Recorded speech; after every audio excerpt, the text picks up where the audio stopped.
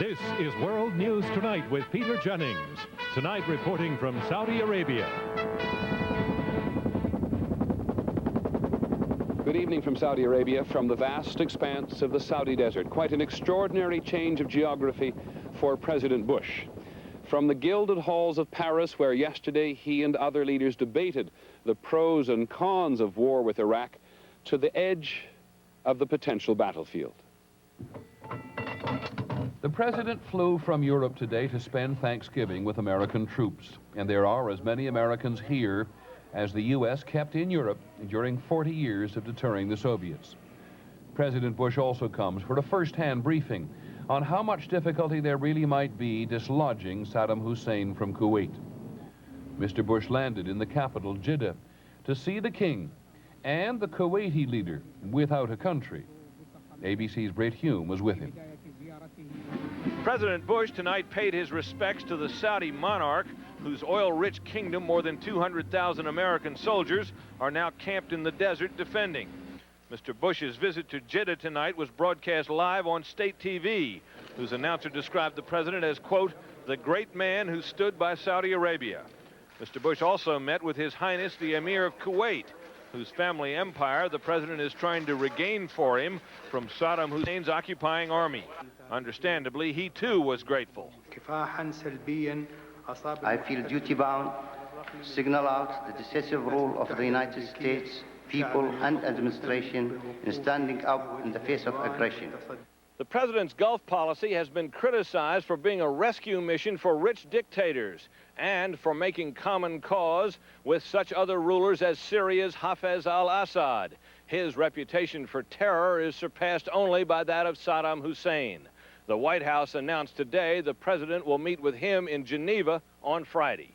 Mr. Bush noted tonight that Assad has backed the Gulf coalition with troops. I have no problem sitting down with him for this common objective. And it's important that this coalition stay together. It's important that everybody that's a part of it feel a part of it. And I'm going to be discussing that with him. Besides, the president contended that his policy is a stand against evil, and he cited the Iraqi atrocities he had just heard recounted by the emir. It is a moving and touching and horrible story. And I come away from this conversation more committed than ever to seeing this cruel occupation come to an end and those responsible for this violence called to account. But the main reason for this trip is not these ceremonial meetings with oil sheiks, but to spend Thanksgiving with the U.S. troops in the desert. Earlier in Paris, Mr. Bush spoke with feeling of what he intended to say. We thank them and we thank God for the blessings that we have and that we are going to prevail. They're not there on a mission impossible. That message will no doubt be as welcome to the troops in the sand tomorrow as his show of support was to these rulers tonight. Britt Hume, ABC News, Jeddah, Saudi Arabia.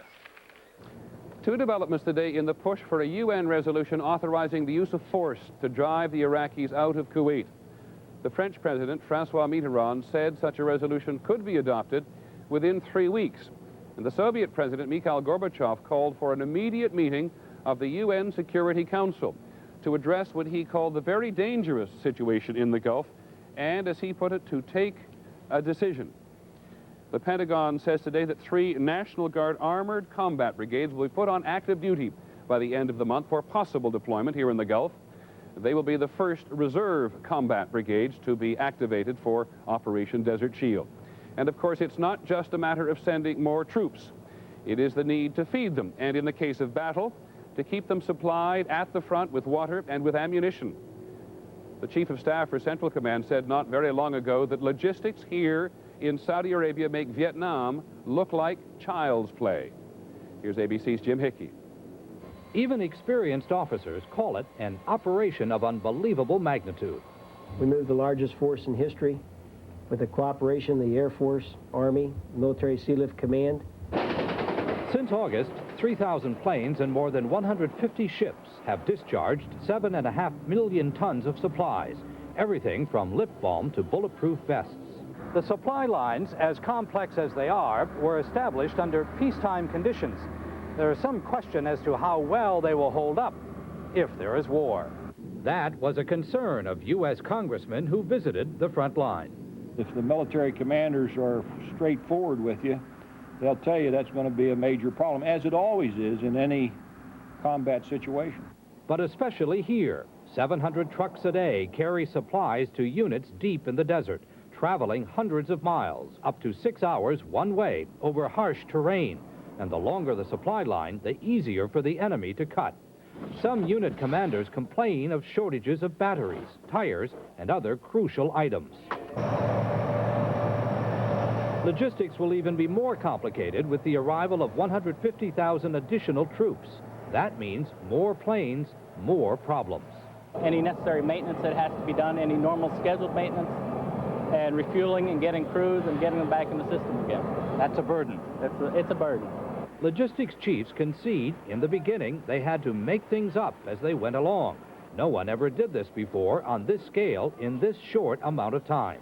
Every day we had 3 ups and 3 downs. 3 things that went right, 3 things that went wrong. So now we're going back and we're doing things a little smarter. Still, the job will be tough. The U.S. military soon will have 1/4 of its entire worldwide force and half its combat strength here in the Persian Gulf. Jim Hickey, ABC News, Saudi Arabia. In Baghdad today, Saddam Hussein says he will release yet another group of foreign citizens, about 150 hostages this time, from half a dozen European nations. The announcement comes during visits to Baghdad by the right-wing French politician Jean-Marie Le Pen and a delegation from Switzerland. In Washington today, the Energy Department said Saudi Arabia and other oil-producing countries are profiting from the higher oil prices brought on by the crisis in the Gulf, but the department said there is no evidence that American oil companies are profiteering. We'll be back later in the broadcast with some thoughts about being back in the Saudi desert, and in just a moment, Diane Sawyer will be along with some of the day's other news.